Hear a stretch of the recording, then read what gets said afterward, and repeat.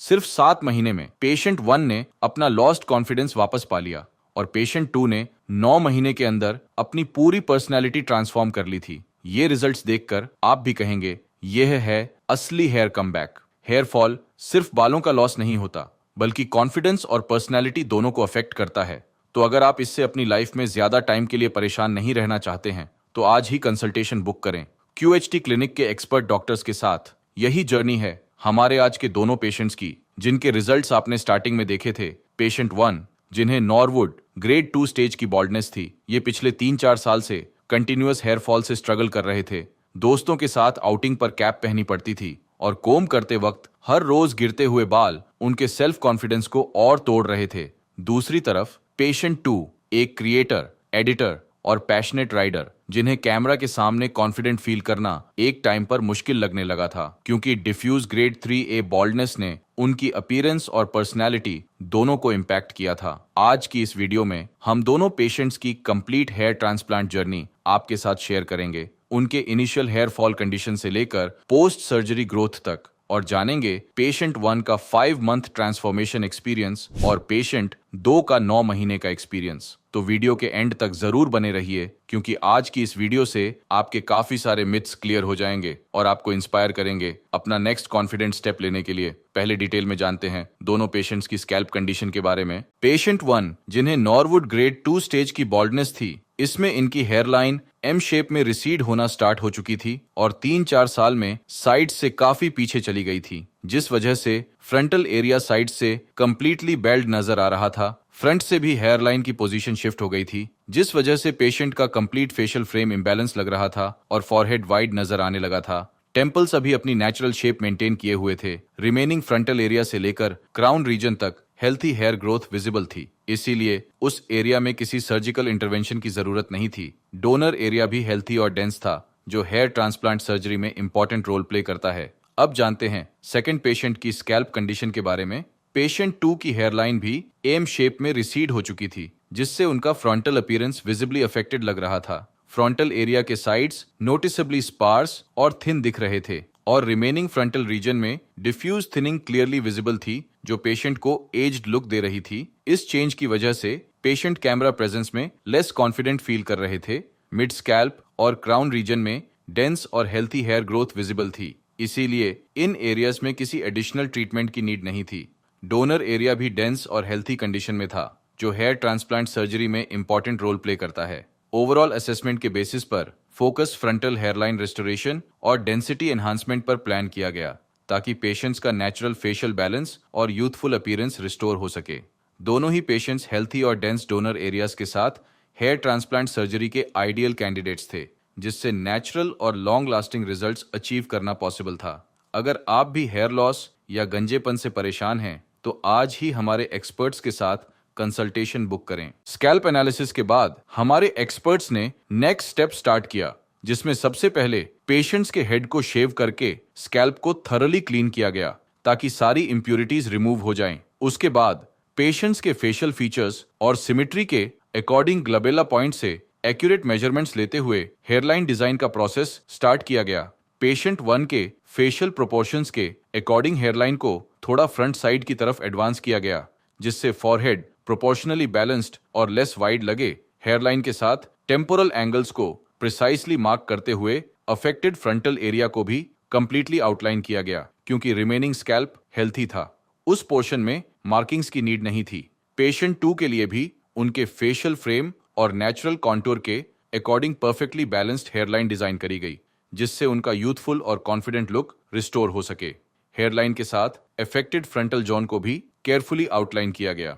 ये marking surgery के दौरान एक रोड मैप की तरह काम करती हैं, जो एक्सपर्ट्स को प्रोसीजर के हर स्टेप में क्लियर गाइडेंस और प्रेसिजन प्रोवाइड करती हैं। हेयरलाइन डिजाइन फाइनलाइज होने के बाद पेशेंट की सर्जरी स्टार्ट हुई, जिसमें सबसे पहले स्कैल्प को स्टेरिलाइज करके एनेस्थीसिया इंजेक्ट किया, ताकि प्रोसीजर कंप्लीटली पेनलेस रहे।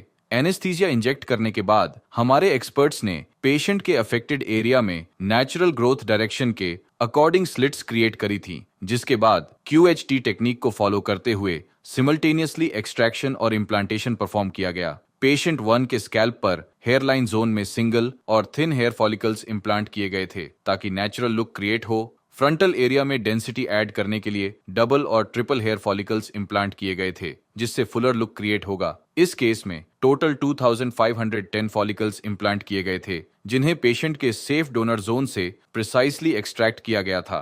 पेशेंट 2 के लिए भी सेम अप्रोच के अकॉर्डिंग हेयरलाइन जोन में सिंगल और थिन हेयर फॉलिकल्स इम्प्लांट किए गए थे, जिससे एक सॉफ्ट अपीयरेंस क्रिएट हो। फ्रंटल एरिया में वॉल्यूम और डेंसिटी ऐड करने के लिए डबल और ट्रिपल हेयर फॉलिकल्स इम्प्लांट किए गए थे। प्रोसीजर में पेशेंट के कंप्लीट फ्रंटल एरिया को कवर किया गया था, जिससे पेशेंट को इवन कवरेज मिले। इस केस में टोटल 2600 फॉलिकल्स इम्प्लांट किए गए थे, जिन्हें पेशेंट के सेफ डोनर जोन से एक्सट्रैक्ट किया गया था। अगर आप प्रोसीजर के बारे में और डिटेल में जानना चाहते हैं तो कमेंट करें हेयर ट्रांसप्लांट। हेयर ट्रांसप्लांट के 1 महीने बाद दोनों पेशेंट्स ने अपने पहले फॉलोअप के लिए क्लिनिक विजिट किया था। इस विजिट का मेन पर्पस था स्कैल्प की हीलिंग प्रोग्रेस और ट्रांसप्लांटेड ग्राफ्ट्स के रिस्पॉन्स को क्लोजली इवेल्युएट करना। पेशेंट 1 के स्कैल्प पर अप्रोक्सीमेटली 70% शेडिंग ऑब्जर्व की गई थी, जो हेयर ट्रांसप्लांट के इनिशियल फेज में कंप्लीटली नॉर्मल है। ये शेडिंग एक हेल्थी साइन है, क्योंकि इस स्टेज पर फॉलिकल्स रेस्टिंग फेज में जाते हैं, ताकि नेक्स्ट साइकिल में स्ट्रॉन्गर रीग्रोथ स्टार्ट हो सके। पेशेंट के नेटिव हेयर फॉलिकल्स अपने नेचुरल पेस पर ग्रो कर रहे थे और डोनर एरिया कंप्लीटली हील हो चुका था। वहां कोई विजिबल स्कारिंग या रेडनेस प्रेजेंट नहीं थी। पेशेंट 2 के केस में अराउंड 80% शेडिंग विजिबल थी, लेकिन स्कैल्प पर नेटिव हेयर ग्रोथ यूनिफॉर्म और इवनली डिस्ट्रीब्यूटेड कवरेज क्रिएट कर रही थी, जिससे ओवरऑल अपीयरेंस मेंटेन्ड लग रही थी। डोनर एरिया भी इस स्टेज तक अनडिटेक्टेबली हील हो चुका था, indicating healthy post operative recovery. इस विजिट पर दोनों पेशेंट्स ने अपनी first PRP platelet rich plasma therapy ली, जो फॉलिकल्स को स्टिमुलेट करके ब्लड सर्कुलेशन इंप्रूव करती है और न्यू हेयर ग्रोथ को एक्सेलरेट करती है। ये स्टेप अर्ली रिकवरी और लॉन्ग टर्म डेंसिटी इंप्रूवमेंट के लिए क्रूशियल होता है। इसके बाद दोनों पेशेंट्स ने नेक्स्ट फॉलोअप के लिए क्लिनिक विजिट किया था, जिसमें पेशेंट 1 ने अपना एक्सपीरियंस भी हमारे साथ शेयर किया। तो चलिए पहले जानते हैं कि उनकी 5 महीने की यह जर्नी कैसी रही। हेलो गाइस, मेरा नाम परवेज आलम है और मेरी एज 30 ईयर्स है। जैसा आपने पहले मेरे वीडियो देखी थी, मैं यहाँ अपना ट्रांसप्लांट कराना आया था और यहाँ आज मुझे 5 मंथ हो चुके हैं हेयर ट्रांसप्लांट कंप्लीट हुए हुए और मैं अपनी सेकंड पीआरपी के लिए यहाँ आज आया हूँ। तो मेरे यहाँ 2500 ग्राफ्स लगे हैं। यहाँ हेयर लाइन से लेके यहाँ मिड तक सब आगे सब हेयर लाइन बनी है अच्छी तरीके से और यहाँ मेरे 2500 ग्राफ्स कंप्लीट लगे थे।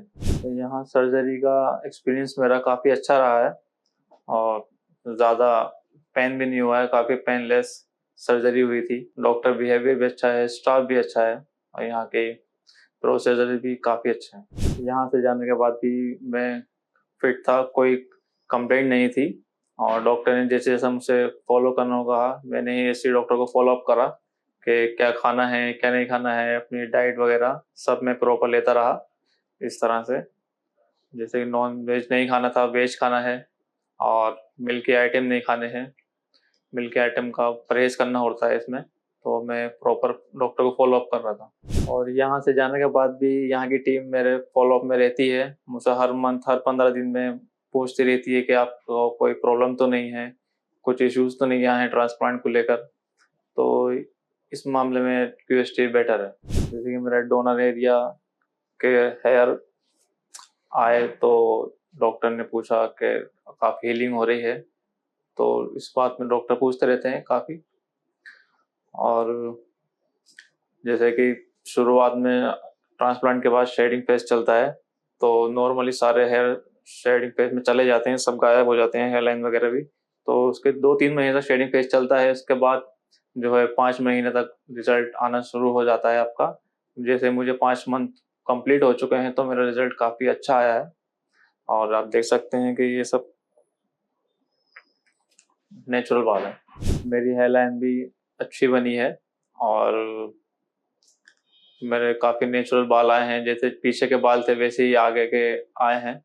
तो जब मैं मिरर में देखता हूँ अपना आप को तो मुझे काफ़ी अच्छी फीलिंग्स आती है कि अब मैं अपना कैप वगैरह नहीं लगाता, तो मैं फुल कॉन्फिडेंस से फंक्शन वगैरह अटेंड करता हूँ। जैसे कि मेरी हेयर लाइन बनी हुई है अच्छी काफ़ी और काफ़ी रिजल्ट भी अच्छा आया है। मैं कहीं अटेंड करता हूँ फंक्शन वगैरह तो मैं कैप वेयर नहीं करता, इसलिए मुझे काफ़ी अच्छा फील होता है। और जैसे मैं मिरर में देखता था पहले तो काफी लो कॉन्फिडेंट फील होता था। अब देखता हूँ तो मुझे अच्छा फील होता है। जैसे कि लोग पहले मुझे कहते थे कि तेरे काफी बाल जो है जा रहे हैं, झड़ रहे हैं, हेयरलाइन पीछे जा रही है। अब वही लोग देख के कहते हैं कि ट्रांसप्लांट अच्छा हुआ है, अच्छा रिजल्ट आ रहा है। तो इंसान को ये ट्रांसप्लांट कराना चाहिए। जब अगर नेचुरल बाल पीछे जाते हैं, लोगों के झड़ते हैं, तो ट्रांसप्लांट कराना चाहिए। ये क्यूएसटी जो है अच्छी जगह है ट्रांसप्लांट कराने की। जो मैं तो एडवाइस दूंगा लोगों को यही की दूंगा कि कहीं और नहीं जाएं, किसी और के चक्कर में ना पड़े, क्यूएसटी आए, अपना ट्रांसप्लांट कराएं।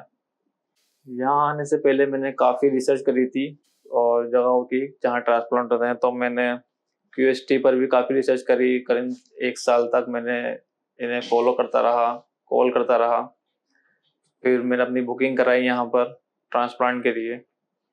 जैसे कि लोग और जगह जाते हैं, सिर्फ कोई रिजल्ट नहीं आता, तो मुझे इस मामले में क्यूएसटी बेहतर लगा। और ट्रांसप्लांट के लिए जो मैंने क्लिनिक चूज़ की थी क्यूएसटी, उसको डिसीजन को देखते हुए मैंने सोचा कि काफ़ी बेहतर डिसीजन मेरा यही रहा है कि मैंने क्यूएसटी से कराया है। ये डिसीजन मेरा परफेक्ट रहा है, क्योंकि मैं अपना जब रिजल्ट देखता हूँ, अपनी बालों की ग्रोथ देखता हूँ, तो मुझे काफ़ी अच्छा फील होता है कि हाँ, क्यूएसटी एक अच्छी जगह है ट्रांसप्लांट कराने के लिए। वो मेरा डिसीजन बिल्कुल परफेक्ट रहा ट्रांसप्लांट कराने के लिए। बाकी जो क्लिनिक वगैरह होती हैं, लोग ट्रांसप्लांट कराते हैं, वहाँ सिर्फ उनको लॉस के अलावा कुछ नहीं होता, ना रिजल्ट होता है, ना कुछ होता है। तो मेरा तो ओपिनियन यही रहेगा कि लोग यहाँ अपना क्यूएसटी पर ही ट्रांसप्लांट कराएं अपना। जैसे कि यहाँ का डॉक्टर भी काफ़ी अच्छे हैं, और इस स्टाफ की बात करें तो वो भी काफ़ी अच्छा बिहेवियर रखते हैं अपने पेशेंट से। तो मैं इस मामले में भी क्यूएसटी को 10 में से 11 नंबर देना चाहूँगा। ये बेस्ट क्लिनिक है। और ट्रांसप्लांट कराने के बाद, अगर कराने से पहले अगर आप मेरे फोटो देखें, तो मेरी लाइन काफ़ी पीछे चली गई थी पुराने फोटो में, आप देखेंगे तो। और जब मैंने ट्रांसप्लांट कराया है तो ये सब एरिया सब कवर हो चुका है। तो हेयर लाइन आने के बाद मैं अपनी फोटो क्लिक भी कराता हूँ, सेल्फी वगैरह सब लेता हूँ। तो जैसे फोटो वगैरह आती हैं, अच्छी आती हैं, मैं अपना हेयर स्टाइल भी किसी तरह का से बना सकता हूँ, और जैसा मैंने सोचा था वैसे ही रिजल्ट मुझे यहाँ से मिल रहा है। और अभी तक का मैंने अपना एक्सपीरियंस आपके सामने शेयर कर दिया है, इस सर्जरी का या पीआरपी वगैरह हुई इनका। और नेक्स्ट टाइम जैसे भी मैं 2 मंथ बाद आऊँगा अपने पीआरपी के लिए, तो आपसे फिर मुलाकात करूँगा। तो जब तक आप बने रहिएगा मेरे साथ, नेक्स्ट टाइम जब भी मैं आऊँगा पीआरपी के लिए, तो आपसे ज़रूर मुलाकात करूँगा। Thank you. 5 महीने के फॉलोअप पर पेशेंट 1 के ट्रांसप्लांटेड एरिया में हेल्दी हेयर ग्रोथ विजिबल थी। हेयर लाइन परफेक्टली डिफाइंड नजर आ रही थी, जो पेशेंट के फेशियल फीचर्स को नेचुरली फ्रेम कर रही थी और ओवरऑल अपीयरेंस को बैलेंस्ड लुक दे रही थी। फ्रंटल एरिया में डेंसिटी नोटिसेबली इंप्रूव हो चुकी थी और स्कैल्प पर voluminous hair growth clearly visible थी, जिससे पेशेंट का लुक और एनर्जेटिक और यूथफुल लग रहा था। इनिशियल कंडीशन के कंपैरिजन में पेशेंट अब काफी कॉन्फिडेंट और सेटिस्फाइड नजर आ रहे थे। ये स्टेज अभी अर्ली ग्रोथ फेज है, जहां newly transplanted follicles actively grow कर रहे हैं। अपकमिंग मंथ्स में ये ग्रोथ और डेंस, थिक और मैच्योर फॉर्म में डेवलप होगी। 5 मंथ्स के फॉलोअप पर पेशेंट 2 के स्कैल्प पर नोटिसेबल डेंस और हेल्दी हेयर ग्रोथ विजिबल थी। हेयर लाइन नेचुरली फॉर्म हो चुकी थी, जो पेशेंट के फेशियल फ्रेम के साथ परफेक्टली ब्लेंड कर रही थी। फ्रंटल एरिया में सीमलेस ट्रांजिशन के साथ लश और voluminous hair growth clearly visible थी, जिससे ओवरऑल अपीयरेंस काफी यूथफुल लग रही थी। एंटायर स्कैल्प पर डेंस और यूनिफॉर्म कवरेज डेवलप हो चुकी थी, जो एक बैलेंस्ड रिजल्ट क्रिएट कर रही थी। ये ग्रोथ फेज अभी भी अर्ली स्टेज में था, लेकिन रिजल्ट्स एक्सेप्शनली इंप्रेसिव थे। कमिंग मंथ्स में ये हेयर ग्रोथ और रिफाइंड, थिकर और नेचुरल टेक्सचर के साथ म्योर होगी। 5 महीने का एक्सपीरियंस शेयर करने के बाद पेशेंट 1 ने 7 महीने कंप्लीट होने पर क्लिनिक विजिट किया था। इस विजिट पर उनके रिजल्ट्स और भी रिफाइंड और नेचुरल नजर आ रहे थे। हेयर लाइन अब और शार्प और वेल डिफाइंड थी, जो उनके फेशियल प्रोपोर्शंस के साथ परफेक्टली हार्मोनाइज कर रही थी। फ्रंटल एरिया में सीमलेस ब्लेंडिंग के साथ डेंस और uniform hair growth clearly visible थी, जिससे overall scalp coverage naturally full लग रही थी। इस स्टेज तक हेयर टेक्सचर में नोटिसेबल इंप्रूवमेंट देखा गया। स्ट्रैंड्स अब थिकर, स्ट्रॉन्गर और शिनियर अपीयर हो रहे थे, indicating healthy follicular maturation. Overall scalp पर इंप्रेसिव, वॉल्यूमिनस और बैलेंस्ड हेयर ग्रोथ विजिबल थी, जिससे पेशेंट का लुक ट्रांसफॉर्म्ड लग रहा था। ये स्टेज एक स्ट्रॉन्ग इंडिकेशन है कि 10 से 12 महीने में रिजल्ट्स और मेच्योर, डेंस और नेचुरल फॉर्म में डेवलप होंगे। 5 महीने के बाद पेशेंट 2 ने 9 महीने कंप्लीट होने पर क्लिनिक विजिट किया था और अपना एक्सपीरियंस भी हमारे साथ शेयर किया था। तो चलिए उनसे जानते हैं कि उन्हें ये रिजल्ट्स कैसे लगे। सो हे गाइस, मेरा नाम है लक्की एंड मैं अभी यहाँ क्यूएसटी क्लिनिक में आया हूँ जो हरिद्वार में लोकेटेड है। एंड आज मेरी 5th पीआरपी है। This is my current condition. As you guys see, अभी मेरी हेयरलाइन बहुत ही अच्छी आ रही है, डेंसिटी भी काफी अच्छी है। So talking about the differences in my life, so काफी आया है। आप इंडिविजुअली अपने आप पे काफी आया है compare to self confidence and मतलब किसी से बात करना, किसी से इंटरेक्ट करना, तो काफी कॉन्फिडेंस बढ़ चुका है एज कम्पेयर टू मेरा पास्ट जो है। क्योंकि ऑब्वियसली देखो, लड़कों के लिए तो देखो बाल उनके लिए सब कुछ होते हैं, रेदर देन बॉडी वगैरह तो बना लेते हैं इंसान, नी भी होगी तो बन जाती है, बाल एक बार चले गए तो चले गए। तो और दूसरी बात मुझे लगता है, जो एक फेक नैरेटिव चला रखा है मार्केट में कि ये लगा लो वो लगा लो, देखो एक बार बाल चले गए नहीं आ सकते। आप मेडिसिन से, जो मेडिसिन है उनसे बस रोक सकते हो कि वो जितने हैं वो उतने वहीं पर डेंस हो जाए, पर जो चले गए वो वापस नहीं आ सकते, फिर चाहे कोई सा भी तेल हो, कोई भी कुछ हो। तो क्योंकि मैंने बहुत ट्राई करा है तो इसलिए मैं आपको बता रहा हूँ कि इससे कुछ नहीं होगा।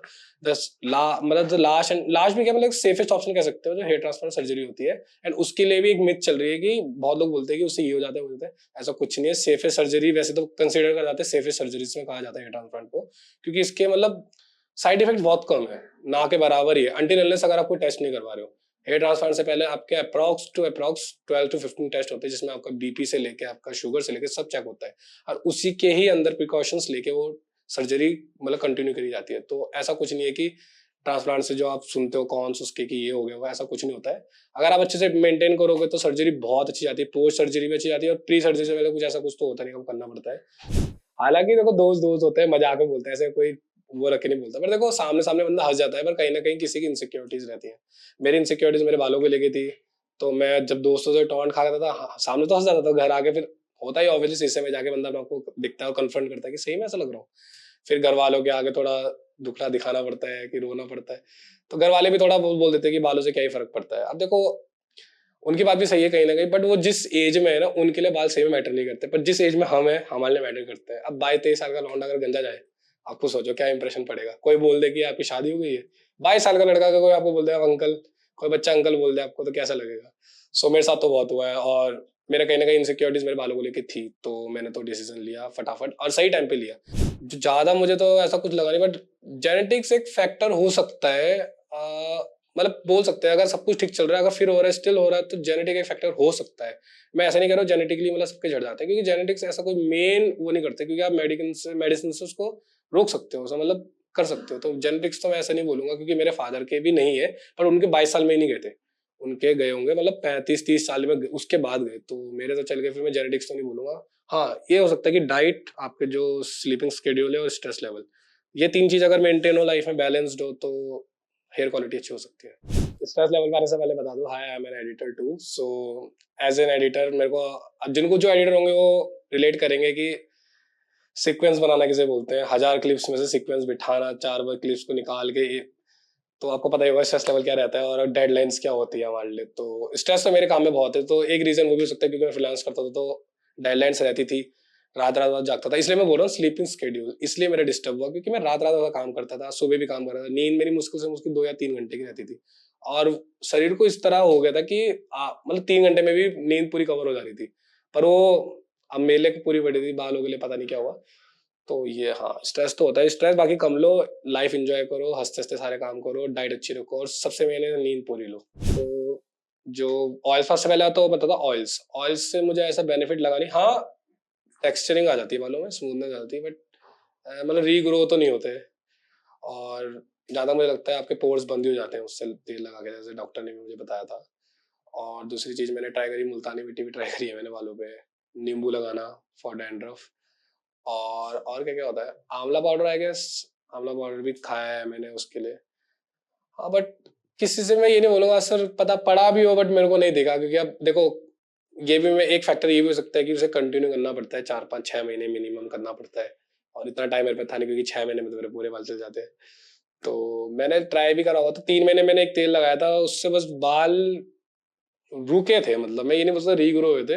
मैंने 3 महीने एक तेल लगाया था, वही लगाया था, मतलब उससे बाल रुके थे, मतलब ऐसे नहीं बोलूंगा रीग्रो हुए थे, बट ठीक हो गए थे, टेक्सचरिंग सही हो गई थी बालों में, थोड़ी डेंसिटी मुझे लगा कि थोड़ा हो गई, बट ऐसा कोई खास इफेक्ट नहीं था कि मैं मतलब टेंशन फ्री हो जाऊं। तो होम रेमेडीज और ये तो कोई फायदा नहीं। हाँ, मेडिसिन लेने से अच्छा मैंने प्रेफर्ड करा कि सर्जरी करा लेता अगर मेडिसिन खानी है, क्योंकि डॉक्टर ने मेरे को बोल दिया था अगर आप मेडिसिन लोगे तो minimum to minimum you have to wait for 2 years को आपको बाल को ठीक करने में। वो भी उन्होंने रीग्रो नहीं बोला, ये बोले जितने आपके बाल है उतने वहीं पर जम जाएंगे।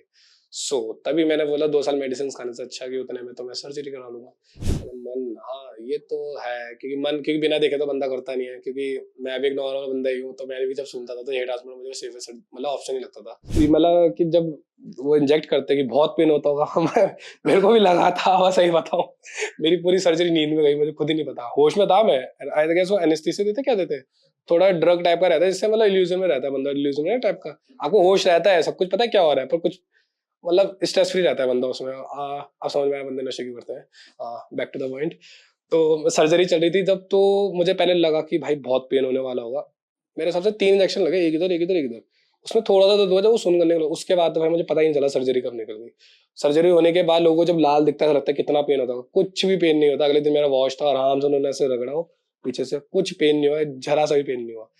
तो सर्जरी में तो ना प्री प्री में तो क्या सर्जरी होती नहीं, पोस्ट के बाद भी दर्द नहीं होता और सर्जरी के टाइम पे भी दर्द नहीं होता। तो ये तो मिथ है कि दर्द होता है। दर्द तो मैं बता रहा, अगर 100% दर्द होगा ना तो 2% भी दर्द नहीं होता, सही बता रहा हूँ। बस जब तक वो सुई चुभती है तो थोड़ा चुभन वैसी होती है, होती नहीं नॉर्मल सा सुन करने के लिए जो होता है वो उतना ही होता है, उसके बाद तो कोई पेन ही नहीं है उसमें। पोस्ट में भी नहीं है, प्री में भी नहीं, और सर्जरी में भी नहीं है। देखो as compare to 10 years back, उस टाइम आप बोल सकते हो कि ये प्रॉब्लम हो जाए, इन्फेक्शन हो जाए, ये हो जाए। अब बहुत एडवांस आ चुकी है मशीन में, और क्यूएसटी में तो ऑलरेडी बहुत एडवांस चल रहा है, क्योंकि पहले तो आपको कंसर्निंग है, सब कुछ आपके क्लियर डाउट्स करते हैं, उसके बाद मशीनें टेक्नोलॉजी सारी बाहर की है, हाईटेक है, और सारे डॉक्टर्स करते हैं। पहली बात तो आप जैसे देखा होगा फिजिशियंस जो रहते हैं वो नहीं करते, डॉक्टर्स करते हैं प्रॉपर सर्जरी, तो इसलिए उनकी गाइडेंस में होता है, सही होता है। तो ऐसा तो कुछ है नहीं। और मेमोरी लॉस वाला तो आई गेस गजनी ने भी कराई हो। और मतलब पहाड़ वाली जगह तो मैं सारा अपना उत्तराखंड के जितने गढ़वाल सब घूम के आया चुका। मतलब ग्रुप में जाते थे तो हम लगातार चलते थे, मतलब ऐसे रुक के वाला था नहीं था कि लद्दाख चले गए, इतना भी नहीं था, क्योंकि पैसे भी चाहिए होते हैं ऑब्वियसली उसके लिए। तो उस टाइम जॉब तो करते नहीं, तो जितना हमारा टूर लगता था, जितने हो जाता था, हम ग्रुप निकलता था पूरा, जैसे हमारे जॉली ग्रांड का जितना ग्रुप था वो सब निकलता था एक साथ लाइन वाइज। तो मतलब लगातार चलती थी, तो जैसे 7 8 10 10 घंटे की राइड हमने लगातार मारी है, तो जिसमें हालत खराब हो जाती थी। आजकल वैसे व्लॉगिंग का, उस टाइम मोटो व्लॉगिंग चल रही थी, तो वो चीज, हाँ मैं यूट्यूब भी पहले करता था। अब तो पहले मैंने फिर ओमेगल वीडियोस भी बनाई है। ओमेगल वीडियोस क्या, ओमेगल बंद हो गया, फिर मेरा बिजनेस फिर ठप हो गया। पहले मोटो व्लॉगिंग कर रहा था, वो बंद हो गई, फिर ओमेगल वो बंद हो गया। देखो एज एन बाइकर तो बंदे गाड़ी चेंज भी करते हैं, और कुछ बंदे जो पीछे बैठ के आते हैं, मैं भी था उनमें से, कभी पीछे बैठ के आते तो गाड़ी मांगते हैं, तो फिर हेलमेट जो दूसरों का चेंज होता है सारा किसी का स्वेटिंग, किसी के सो जाता है, तो आधा एयरफॉल का रीजन वो भी हो सकता है। जैसे जिसके अगर वीक हेयर्स है, थिन हेयर्स है, तो उनको मैं तो सजेस्ट करूंगा ना करो, या तो पैड रख लो कुछ, हैंगी कवर जो आते हैं वो रखो। वैसे तो किसी का हेलमेट यूज करना ही नहीं चाहिए, कॉम्ब हो गया, हेलमेट हो गया, ये चीजें तो किसी की यूज करनी नहीं चाहिए। तो हाँ ये भी फैक्टर हो सकता है for dandruff and hair loss. Hair loss तो नहीं, हेयर फॉल।